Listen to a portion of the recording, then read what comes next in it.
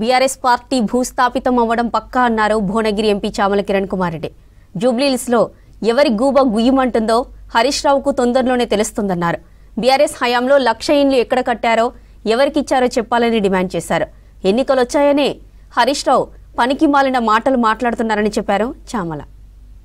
రావు గారు ఇవాళ మీరు ఎక్కడో మాట్లాడుకుంటా గువ్వ గుయ్యమంటది చెంప చెల్లుమంటదని మాట్లాడుతారు. ఎవరి గువ్వ గుయ్యమంటదో ఎవరి చెంప చెల్లుమంటదో 11వ తారీఖు నాడు తెలుస్తుంది. మా మామ 1,00,000 ఇల్లులు కట్టించిండు హైదరాబాద్లో. రేవంత్ రెడ్డి వచ్చి 1,00,000 ఇల్లులు కూల్చిండు హైదరాబాద్ అంటుండు. నిన్న మననే వర్షాకాలం అయిపోయింది. ప్రజలు ఎంత ఇబ్బందులు పడుతున్నారో చూస్తున్నాం.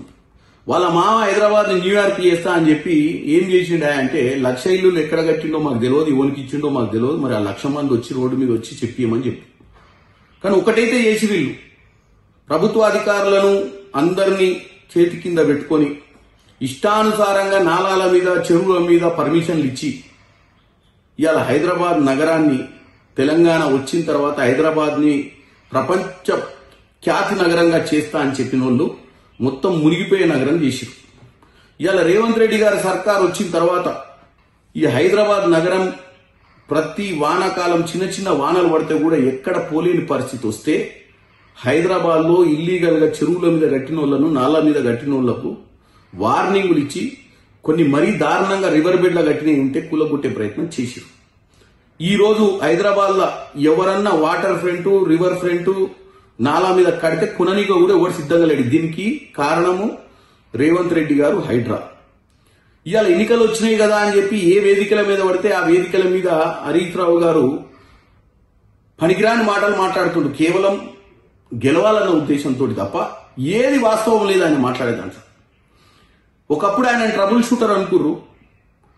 ప్రతి ఎన్నికలలో ఆయన వచ్చిందంటే మనం హుజురాబాద్ ఎన్నికలలో చూసినాం.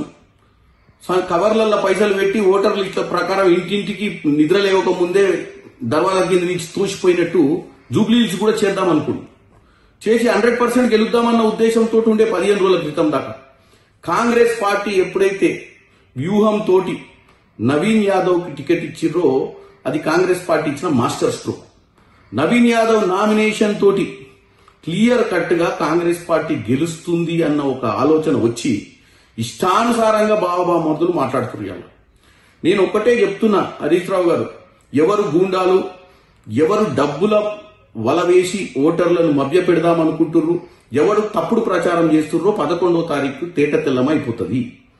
మేం గుండాలకు ఇచ్చినామని చెప్పి నువ్వు చెప్తున్నావు.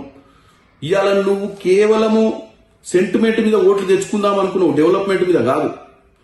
ఇప్పుడు నవీన్ యాదవ్ అనే వ్యక్తి చేసే ప్రచారం గాని, కాంగ్రెస్ పార్టీ వ్యూహం గాని నీకు అంతు చిక్కక ఇష్టానుసారంగా మాట్లాడుతున్నావు. ఇది జూబ్లీహిల్స్ ఎన్నికల కోసమే నువ్వు మాట్లాడుతున్నావు. జూబ్లీహిల్స్ ఎన్నికలలో ప్రజల్ని తప్పుదో పట్టేయాలనుకుంటున్నావు. నీ పార్టీ భూస్థాపితం కాకుండా కాపాడుకునే ప్రయత్నం చేస్తున్నావు. ఎందుకంటే మొన్ననే కంటోన్మెంట్లకు డిపాజిట్ పోయింది, పార్లమెంట్ ఎన్నికలలో గుండు సున్నా వచ్చింది, జనరల్ ఎన్నికలలో ఇంటికి తరిమి కొట్టింది. ఈ ఎన్నికలతోటి మీ కార్యకర్తలు కూడా ఎవరు రేపటి నుంచి జెండా కట్టే పరిస్థితి ఉండదని చెప్పి భయంతో నువ్వు మీ బామ్మారిది ఊరి మీద పడి ఇష్టానుసారంగా మాట్లాడుతున్నారు. 11వ తారీఖు నాడు ఎవరి చెంప చెల్లుమంటదో ఎవరి గువ్వ గుయ్యమంటదో